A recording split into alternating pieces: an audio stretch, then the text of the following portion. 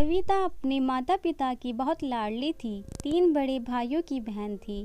कोई भी चीज़ मांगने पर उसी वक्त सामने हाजिर हो जाती। पूरे घर में रौब था उसका।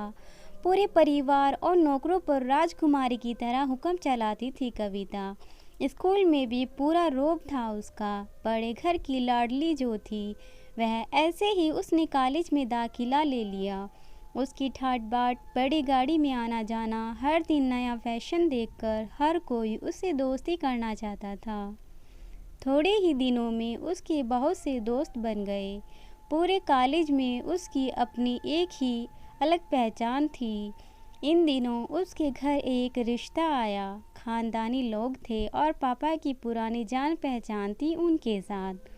कविता के साथ कोई ज़बरदस्ती नहीं थी, पर कविता ने फिर भी हाँ कर दी, क्योंकि वह अपने परिवार से बहुत प्यार करती थी।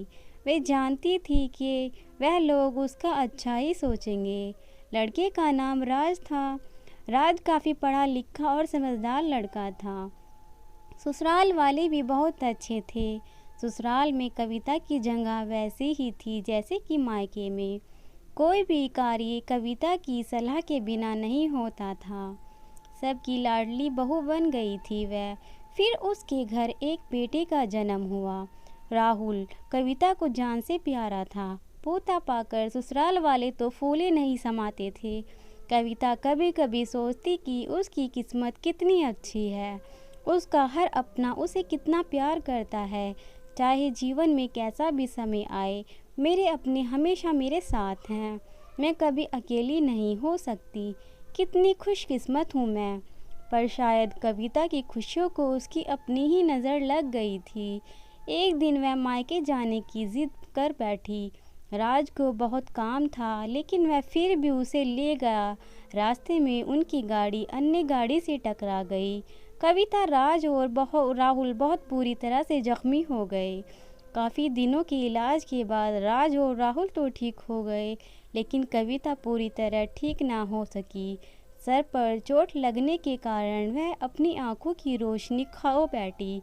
अब कविता की किस्मत जैसे उल्टे पांव चलने लगी। मायके वाले कुछ दिनों तक उसे मिलने आते रहे। फिर कभी कभार फ़ोन ही करके पूछ लेते कि अब कैसी हो। धीरे धीरे से ये सिलसिला भी कम हो गया। ससुराल वालों की सहानुभूति भी कम होने लगी। घर में किसी को पास बैठने के लिए कहती तो जवाब मिलता, बहुत काम है, अब तुम भी हाथ नहीं बटा सकती।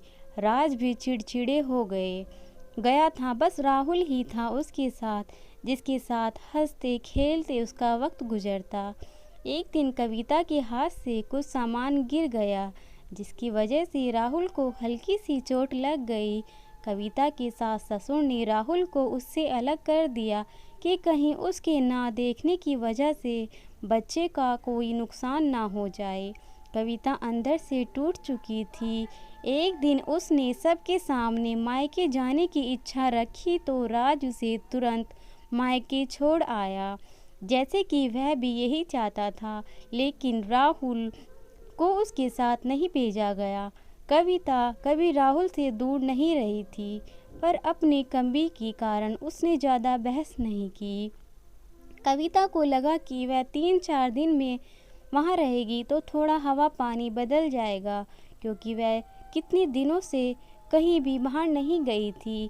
घर वाले भी इतने दिनों बाद उसे देखकर कितने खुश होंगे। कविता के घर पहुँचने पर सब लोग बहुत खुश हुए। खाने में सब कुछ कविता की पसंद का ही बना था। उसने अपनी मम्मी पापा और भाई भाभीयों से दिल खोलकर बातें की। उनके छोटे छोटे बच्चे भी बुआ के साथ घुल मिल गए थे। रात को सोने के वक्त जब वह कपड़े बदलने लगी तो उसे पता चला कि उसका बैग तो बहुत भरा हुआ था। वह सब समझ गई। वह बहुत उदास हो गई। कुछ दिनों तक तो सब ठीक रहा। फिर जैसे सब बदलने लगा, सबका व्यवहार बदल रहा था।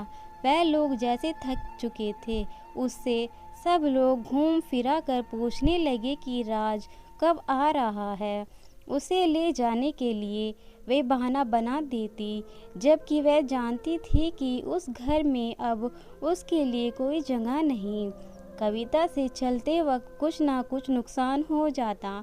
थोड़ी बहुत रोका टोकी उसने सुनाई देती, वह टाल देती। एक दिन उसके हाथ से लगकर एक कीमती फूलदान टूट गया। छोटी भाभी ने बहुत हंगामा मचाया। कविता के माता पिता रोज रोज के झमेलों से तंग आ गए थे। उन्होंने राज को खुद से फ़ोन कर दिया। राज कविता को अपने घर ले गया। कविता को अपने परिवार वालों से ये उम्मीद ना थी। जिस कविता के कहे बिना घर से एक पत्ता भी नहीं हिलता था, उस घर के लिए अब वह बोझ बन चुकी थी। राज के साथ ससुराल आते वक्त वह बहुत खुश थी, क्योंकि वह अपने घर जा रही थी, अपने जिगर के टुकड़े राहुल के पास। परंतु यह खुशी भी कुछ पल की थी। सारा बंदोबस्त पहले ही किया हुआ था। कविता को सीधे ऊपर वाले कमरे में पहुंचा दिया गया। राहुल से दूर रहने की सख्त चेतावनी दी गई। एक काम वाली लता को उसकी जिम्मेदारी सौंपी गई, जो उसके खाने पहनने जैसी ज़रूरतों का ध्यान रखती। कविता ज़्यादातर चुप ही रहती। कभी कभी काम वाली लता से थोड़ा बतिया लेती। उसके ज़रिए राहुल का पता चल जाता।